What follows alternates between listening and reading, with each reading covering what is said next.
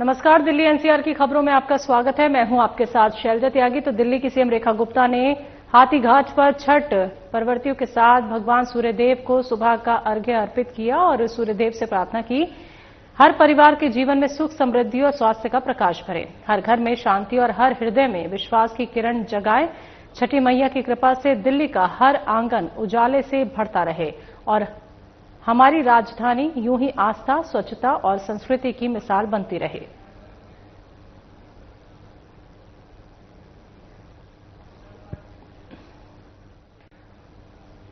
दिल्ली की मुख्यमंत्री रेखा गुप्ता ने वासुदेव घाट पर स्वच्छता अभियान में भाग लिया। आपको बता दें कि छठ पर्व के आयोजन के बाद वासुदेव घाट पर सफाई कार्य में कैबिनेट सहयोगी कपिल मिश्रा और विभागीय टीम के साथ सीएम रेखा सम्मिलित हुई और इस मौके पर सीएम रेखा गुप्ता ने कहा कि भव्य आयोजन के उपरांत घाट को उसकी स्वच्छता और संतुलन के साथ लौटाना हम सबकी सामूहिक जिम्मेदारी है। हर उत्सव तब पूर्ण होता है जब उसके बाद भी परिवेश स्वच्छ और सुंदर बना रहे।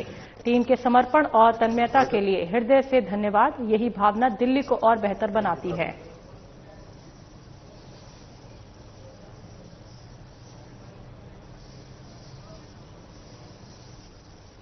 दिल्ली की मुख्यमंत्री रेखा गुप्ता का बयान सामने आया है। कृत्रिम बारिश के मुद्दे पर बोलते हुए सीएम ने कहा कि हम कृत्रिम बारिश के मुद्दे पर लगातार चर्चा कर रहे हैं क्योंकि हम दिल्ली के प्रदूषण को कम करने के लिए अनगिनत कदम उठा रहे हैं।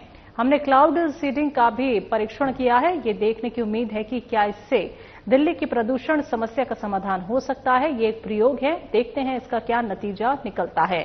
अगर ये प्रयोग सफल रहा तो मेरा मानना है कि दिल्ली वासियों के लिए एक महत्वपूर्ण समाधान निकलेगा। ये हम सभी के लिए नया है क्योंकि दिल्ली में ऐसा पहली बार हो रहा है, लेकिन मैं प्रार्थना करती हूं कि ये परीक्षण सफल हो और दिल्ली को इसका लाभ मिले। कृत्रिम वर्षा वाला विषय है। लगातार हम क्योंकि दिल्ली के प्रदूषण को लेकर के अलग अलग तरह के स्टेप्स ले रहे हैं, उसमें जो भी संभव प्रयास सरकार के द्वारा हो सकता है उसे हम करना चाहते हैं। तो हर चीज को हमने ट्राई किया है और इसीलिए क्लाउड सीडिंग को भी हमने एक ट्रायल दिया है कि इसके माध्यम से यदि दिल्ली के पॉल्यूशन की समस्या का समाधान हो सकता है तो हमें करना चाहिए। पर ये एक एक्सपेरिमेंट है, देखते हैं इसमें से क्या निकल के आता है और एक्सपेरिमेंट अगर सफल हो जाता है तो मुझे लगता है कि एक समाधान जो दिल्ली वासियों के लिए बड़ा महत्वपूर्ण होगा वो निकल के आएगा, क्योंकि बहुत सारी चीजें डिपेंडेंट रहती है क्लाउड सीडिंग पे। आपका बादल, उसमें नमी के साथ में हवाएं, ये सब कुछ किस तरीके से परिस्थितियां बनाते हैं, वो कितना सफल हो पाता है, ये अपने आप में हम सबके लिए भी नया है क्योंकि दिल्ली में पहली बार है। पर मैं ईश्वर से प्रार्थना करती हूँ कि ये ट्रायल सफल हो और दिल्ली को इसका लाभ मिले। तो दिल्ली प्रधानमंत्री मोदी की अध्यक्षता में केंद्रीय मंत्रिमंडल ने 8वें केंद्रीय वेतन आयोग की कार्य अवधि को मंजूरी दे दी है। इस दौरान केंद्रीय मंत्री अश्विनी वैष्णव ने कहा कि 8वें केंद्रीय वेतन आयोग की संरचना, कार्य अवधि और समय सीमा को प्रधानमंत्री द्वारा मंजूरी दे दी गई है। ये एक अत्यंत महत्वपूर्ण निर्णय है। आयोग की सिफारिशों रक्षा सेवा कर्मियों सहित लगभग 50 लाख केंद्र सरकार के कर्मचारियों और लगभग 69 लाख पेंशन भोगियों को कवर करेगी। 8th पे कमीशन को आज माननीय प्रधानमंत्री जी ने अप्रूव किया। 8th पे कमीशन का कॉम्पोजिशन और उसमें क्या टर्म्स ऑफ रेफरेंस रहेंगे, कितना टाइम पीरियड रहेगा, वो सारा आज अप्रूवल हुआ और ये बहुत बड़ा महत्वपूर्ण फैसला प्रिंसिपल अप्रूवल हुआ था कि किस तरह से 8th पे कमीशन का फॉर्मेशन किया जाए और इतने कम समय में 8th सेंट्रल पे कमीशन का गठन भी कर दिया गया। इसके लिए काफी बड़ा कंसल्टेशन होता है। कई मंत्रालय जिनमें बड़ी संख्या में सरकारी कर्मचारी हैं सेंट्रल गवर्नमेंट के, डिफेंस हो गया, होम हो गया, रेलवे हो गया,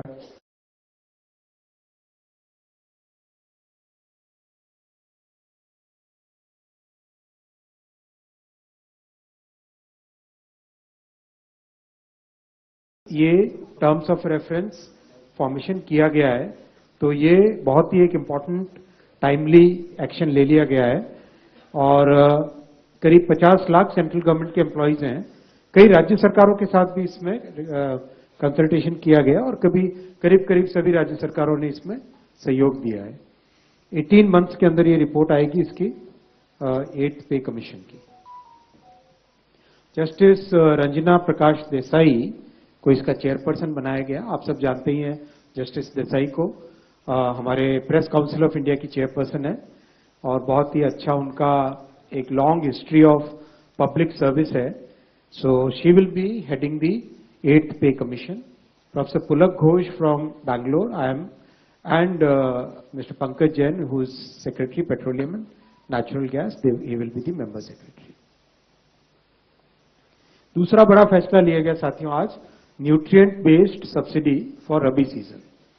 आप सब जानते हैं कि माननीय प्रधानमंत्री श्री नरेंद्र मोदी जी किसानों के लिए एक के बाद एक बड़े फैसले लेते हैं और इसमें बहुत किसानों की इनकम प्रोटेक्ट हो, उनको सारे इनपुट्स कम कॉस्ट पे मिले, नए तरीके से खेती कर सकें, डिजिटल टेक्नोलॉजीज का उपयोग कर सकें, हर तरीके से क्रॉप की इंश्योरेंस हो, हर तरीके से खेती के हर एस्पेक्ट पे ध्यान देना माननीय प्रधानमंत्री जी ने शुरू से ध्यान दिया है।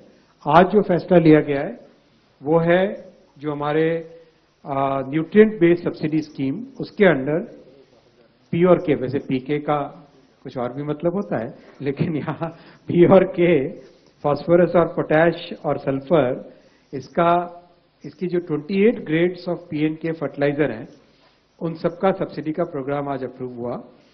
और जैसा आपने पहले भी पिछले कैबिनेट ब्रीफिंग्स में देखा है, जो बड़े फैक्टर्स हैं, इंटरनेशनल प्राइसेस कितने हैं, किस तरह से कॉस्ट पे इम्पैक्ट आ रहा है, किस तरह से डिलीवर्ड प्राइसेस हमारे होते हैं, ओवरऑल सारे फैक्टर्स को मिला के जो बैलेंस्ड यूज करने के हिसाब से जो डिसाइड होता है वो आज डिसाइड किया गया है।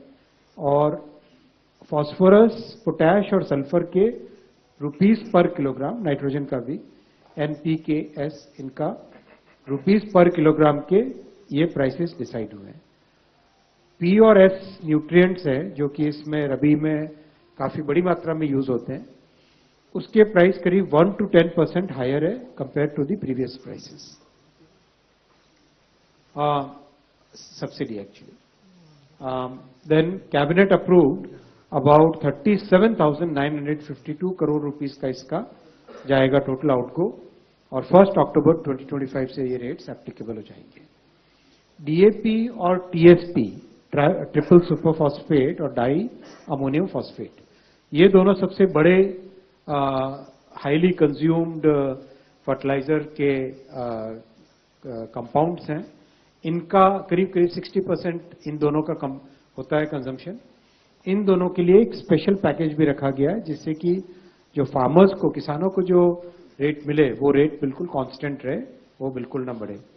ओवरऑल ये सारा का सारा जो पूरा प्रोग्राम है, इससे हमारे किसानों को इस रबी सीजन में बहुत बड़ी राहत मिलेगी और उनके लिए कोई भी रेट आगे ना, उनके लिए कोई रेट बढ़ेगा नहीं और जो भी एक्स्ट्रा बर्डन होगा वो बर्डन सरकार वहन करती है। इस तरह का ये फैसला है साथी। तो मंत्री मनजिंदर सिंह सिरसा ने बताया, दिल्ली में क्लाउड सीडिंग का दूसरा ट्रायल हो चुका है। इस IIT कानपुर ने सेस्ना एयरक्राफ्ट के जरिए अंजाम दिया। तो विमान मेरठ की तरफ से दिल्ली में दाखिल हुआ। इसके दायरे में खेकड़ा, बुराड़ी, नॉर्थ करोलबाग, मयूर विहार आए। क्लाउड सीडिंग में 8 फ्लेयर्स का इस्तेमाल किया गया। हर फ्लेयर का वजन 2 से 2.5 किलोग्राम है। इन फ्लेयर्स ने बादलों में सामग्री छोड़ी और बादलों में 15 से 20% नमी थी। ये प्रक्रिया आधे घंटे तक चली और इस दौरान एक फ्लेयर 2.5 मिनट तक जारी रहा। विमान अब मेरठ में उतर चुका है। दूसरी उड़ान और तीसरा ट्रायल आज ही किया जाएगा। तो IMD के अनुसार हवाएं उत्तर की ओर हैं और बादल बाहरी दिल्ली में कहीं भी जा सकते हैं। तो IIT कानपुर का मानना है कि 15 मिनट से 4 घंटे के बीच कहीं भी बारिश हो सकती है। उम्मीद है कि IIT कानपुर के नतीजे सकारात्मक होंगे। अगर ये सफल रहा तो आने वाले दिनों में फरवरी तक की दीर्घकालिक योजना बनाई जा सकती है। आने वाले दिनों में ऐसी उड़ानें जारी रहेंगी। 9 से 10 ट्रायल किए जाएंगे। मौसम अनुकूल होने पर हर दिन किया जाता है। ट्रायल क्लाउड सीडिंग की दिल्ली में की गई। ये क्लाउड सीडिंग सेस्ना एयरक्राफ्ट के माध्यम से IIT कानपुर ने की। एयरक्राफ्ट मेरठ के तरफ से दिल्ली में एंटर किया, जिसमें खेखरा, बुरारी, नॉर्थ करोलबाग, मयूर विहार, सादकपुर और भोजपुर, इस इलाकों के अंदर क्लाउड सीडिंग की गई। क्लाउड सीडिंग में 8 फ्लेयर्स को यूज किया गया है। एक फ्लेयर लगभग 2 से 2.5 केजी के आसपास है और एक फ्लेयर 2 से 2.5 मिनट तक ये चलती है। इस फ्लेयर से क्लाउड्स के अंदर जो कंटेंट, जो उसके अंदर कंटेंट है उसको छोड़ा गया। उस मिक्सचर से क्लाउड्स की जो अभी जानकारी आईआईटी कानपुर ने दी है वो 15 से 20% उसके अंदर ह्यूमिडिटी थी और ये तकरीबन प्रोसेस 1.5 घंटे, आधा घंटे के आसपास चला और इस दौरान एक फ्लेयर जो है वो 2 से 2.5 मिनट चला और 8 फ्लेयर ये टोटल चलाए गए हैं। तो 17-18 मिनट तक तो ये फ्लेयर छोड़े गए और दिल्ली के तक पहुंचने से कानपुर में 1.5 घंटे के आसपास इस प्रोसेस को लगा। अभी ये एयरक्राफ्ट मेरठ में लैंड किया है। ये दूसरी सॉर्टी के लिए और तीसरी ट्रायल के लिए भी आज ही शुरू करे गए। हमारा मकसद है कि हर ह्यूमिडिटी के से जानकारी लेने की, कितनी भी ह्यूमिडिटी में कौन कौन सी बरसात हो सकती है। मौसम विभाग के मुताबिक जो विंड्स हैं वो नॉर्थ की तरफ हैं और ये दिल्ली, आउटर दिल्ली में कहीं पे भी जो है विंड्स के चलते बादल जाएंगे। आईआईटी कानपुर का मानना है कि ये बरसात 15 मिनट से लेकर 4 घंटे के अंदर कभी भी हो सकती है और कितनी भी हो सकती है, जो कि बहुत बड़ी स्तर पर नहीं होगी अभी, क्योंकि उसके अंदर जो ह्यूमिडिटी थी वो कम है, 15 से 20% है। यही अभी टेस्ट किया जा रहा है क्या इतनी विजिबिलिटी, इतनी मॉइस्चर में क्या ये हो पाएगा। उम्मीद है कि आईआईटी कानपुर के रिजल्ट अच्छे रहेंगे। दूसरी सॉर्टी जो आज होगी ये 3 बजे चलेगी और यह भी दिल्ली के आउटर एरियाज में रहेगी। इसकी अपडेट भी हम आपको थोड़ी देर में देंगे। हमारा मानना है कि अगर ये ट्रायल्स हमारी सक्सेसफुल रही तो आने वाले दिनों में फेब तक के लिए लॉन्ग टर्म एक प्लान किया जाएगा। ऐसी ही सॉर्टीज अगले कई दिन तक चलती रहेंगी और तकरीबन 9 से 10 सॉर्टीज, 9 से 10 इस तरह की ट्रायल्स लगातार दिल्ली में हर रोज एक दिन छोड़कर जैसा भी मौसम अलाउ करेगा होती रहेंगी। अभी तक की क्लाउड सीडिंग की जानकारी है। हम उम्मीद करते हैं कि अगर हमारा ये सक्सेसफुल रहा तो आने वाले दिनों में ये एक बहुत बड़ी, देश में पहली इस तरह की मैं कहूंगा कि साइंटिफिक तरीके से बरसात करा के पोल्यूशन को बिठाने का एक बड़ा पहल होगी और हमें यकीन है कि रेखा गुप्ता जी की इस सोच के चलते हम इसमें कामयाबी हासिल करेंगे। तो नीति आयोग की कार्यक्रम निदेशक डॉक्टर सोनिया पंत ने सेवा क्षेत्र पर 2 प्रारंभिक रिपोर्ट जारी की। उन्होंने बताया कि नीति आयोग का सेवा प्रभाग विशेष रूप से इस क्षेत्र पर केंद्रित है जो भारत की अर्थव्यवस्था का सबसे बड़ा और सबसे तेजी से बढ़ता योगदान करता है। जारी रिपोर्ट के शीर्षक हैं जीवीए रुझानों और राज्य स्तरीय गतिशीलता से भारत सेवा क्षेत्र की अंतर्दृष्टि और रोजगार रुझानों और राज्य स्तरीय गतिशीलता से भारत सेवा क्षेत्र की अंतर्दृष्टि।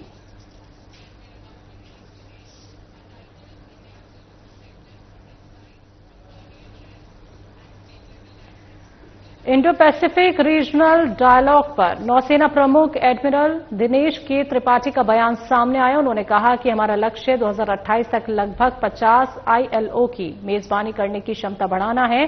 हमें क्षेत्र या देश की विशिष्ट आवश्यकताओं को पूरा करने के लिए क्षेत्र विशिष्ट पहल और समाधान तैयार करने की आवश्यकता है।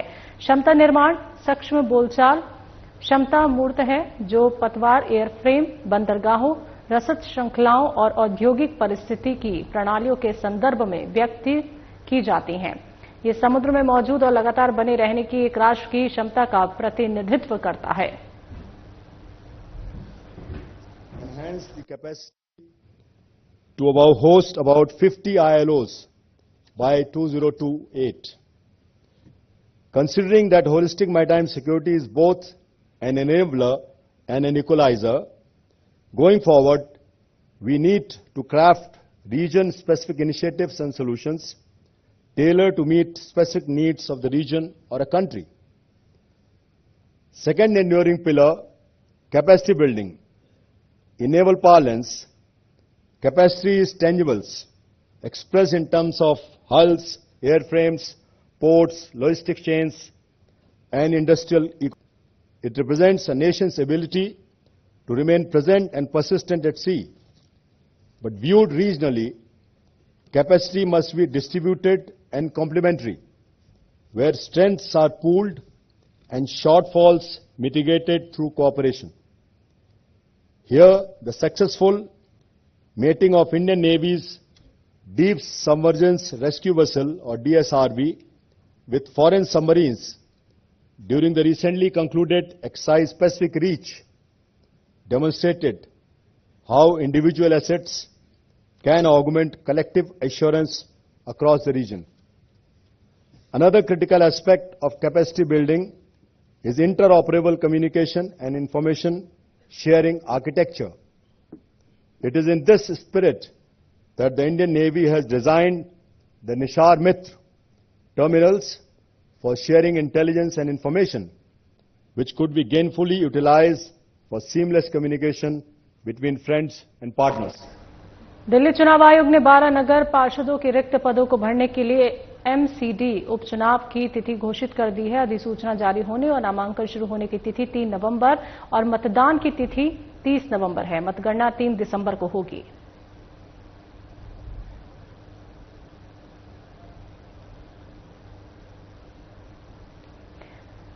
तो वेस्ट दिल्ली के सुभाष नगर में सरकारी स्टिकर लगी कार ने जमकर कोहराम मचाया। यहां हिट एंड रन का मामला देखने को मिला। कार ने दूसरी गाड़ी को जोरदार टक्कर मारी, जिसमें एक शख्स गंभीर रूप से घायल हो गया, जिसे दीनदयाल उपाध्याय अस्पताल में भर्ती कराया गया। बताया जा रहा है कि कार में सवार चारों युवक नशे में धुत थे। सूचना के बाद मौके पर पहुंची पुलिस ने मामला दर्ज कर जांच शुरू कर दी है।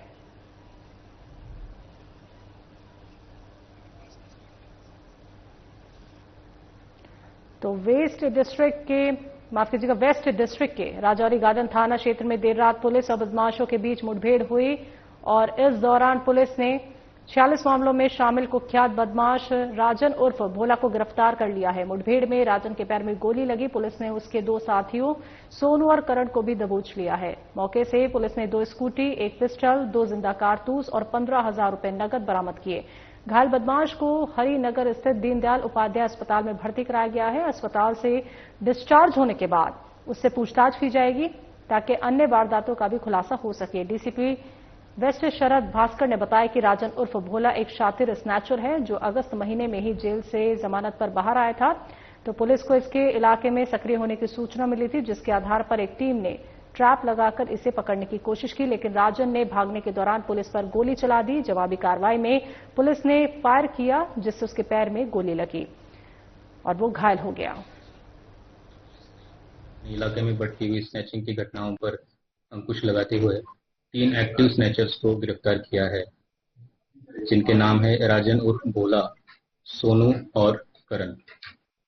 इनमें से राजन उर्फ भोला को बीती रात मुठभेड़ के बाद पकड़ा है। ये राजन उर्फ भोला जो है ये एक शातिर और आदतन अपराधी है, जिसके खिलाफ पहले के 46 आपराधिक मामले हैं, जिनमें चोरी, लूटपाट और आर्म्स एक्ट जैसे गंभीर मामले भी शामिल है। सोनू जो है वो चोरी की संपत्ति खरीदने और बेचने का काम करता था तथा करण जो है अपराध के दौरान स्कूटी और अन्य वाहन चलाने का काम करता था। इस घटना का और इस केस का बैकग्राउंड यह है कि हमने अभी कुछ दिन पहले ही एक एफआईआर नंबर 555 रजिस्टर की थी, जिसमें से एक महिला से उनकी पर्स छीनी गई थी। तो इस केस पर काम करते हुए सब इंस्पेक्टर प्रकाश कश्यप और सब इंस्पेक्टर रवि नरवाल की एक टीम ने सीसीटीवी और अन्य एविडेंस के बेसिस पर पहले सोनू को गिरफ्तार किया था। दिल्ली के राजौरी गार्डन स्थित जे ब्लॉक में चोरों ने एक बार फिर आतंक मचा दिया। 3 से 4 नकाबपोश बाइक सवार चोरों ने इलाके के बंद घरों को निशाना बनाते हुए चोरी की वारदात को अंजाम दिया। तो ये पूरी घटना सीसीटीवी कैमरे में कैद हो गई, जिसमें चोरों को चोरी करते हुए देखा जा सकता है। तो जब स्थानीय निवासियों ने शोर मचाया तो चोर बाइक से फरार हो गए। घटना के तुरंत बाद पुलिस को सूचना दी गई, तो मौके पर पहुंचकर पुलिस ने मामले की जांच शुरू कर दी है। दिल्ली एनसीआर की खबरों में अभी के लिए इतना ही। मुझे दीजिए इजाजत। नमस्कार।